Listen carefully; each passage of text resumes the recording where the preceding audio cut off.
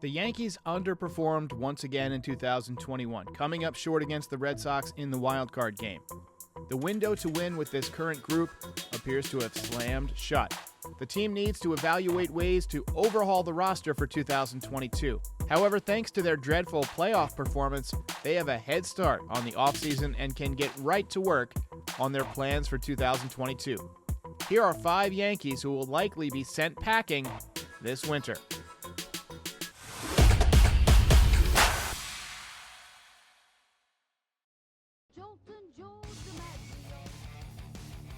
Number 5, Corey Kluber.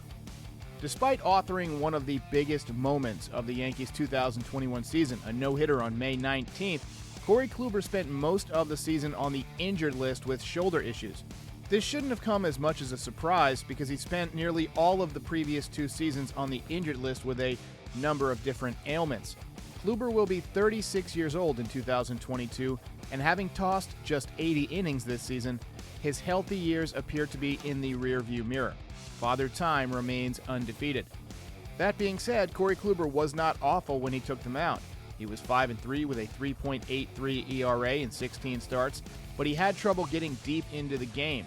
He likely will catch on somewhere else, and it's entirely possible that he bounces back and has a nice season, but he's not getting any younger, so I wouldn't hold my breath.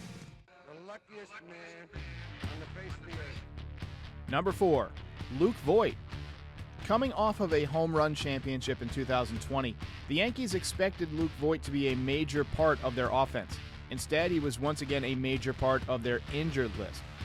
Luke Voit had numerous trips to the IL this season, and though he did put up decent home run numbers when he actually took the field, 11 home runs and 213 at-bats, he was a liability on defense and hit just .239 with a .764 OPS.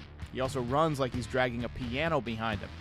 It's rare that the Yankees have somebody coming back off of the injured list and still opt to trade for somebody who plays the same position, which shows that the team had little confidence that he could stay healthy down the stretch, and they were right.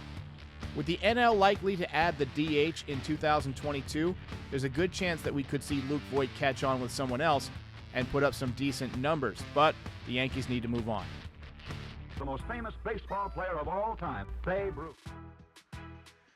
Number 3, Brett Gardner. I know this one is going to sting and I'll probably get some nasty comments, but Brett Gardner is over the hill. He and I have something in common. We both just turned 38, and I can tell you from experience, it hurts. Brett Gardner still plays adequate defense, but his arm is on the decline, and offensively he was 10 points below league average with just a 90 OPS plus. He batted .222 with 10 home runs, 38 RBIs, and just 4 stolen bases. That's not good enough for your speedy center fielder. I know some of you are saying, but Derek, he played really well down the stretch. You're not wrong.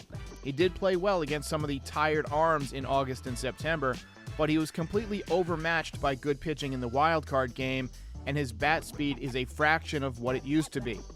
If the Yankees are serious about contending, it's time to give Gardy a gold watch, a new fishing pole, and send him on the way.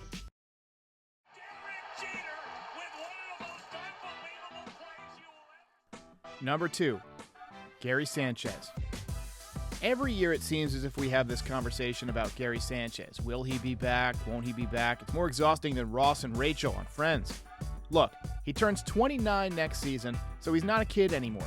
He can't catch, he can't block, and he was a below-average offensive player with a 99 OPS plus in 2021. Also, the ace of your staff hates throwing to him. He's another contender to be a National League DH next season if I ever saw one. The conundrum the Yankees face here is that there just are not a lot of good catchers out there. The Yankees would be better served going with Kyle Higashioka as their everyday catcher. He already knows the staff, he catches your ace, and so what? He can't hit. Deal with his offensive woes and let him train a young kid to be the everyday starter in a couple of years. Kind of like what the Yankees did with Joe Girardi and Jorge Posada. Catchers need to learn on the job. They need to apprentice. And I don't want a young catcher learning anything from Gary Sanchez. If you don't like it, you're fired. You haven't hired me yet.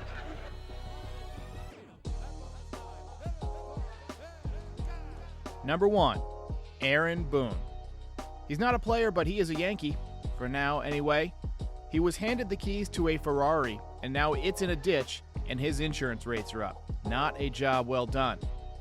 After 4 failed seasons, Aaron Boone has become a cautionary tale about what happens when you hand a team that's ready to win over to a manager with precisely 0 experience winning. Bad decisions, inconsistent lineups, repetitive and meaningless post-game platitudes.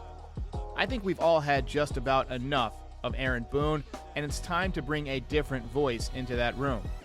Let me know who you think should be the next manager in the comments. I'm going to take a vacation.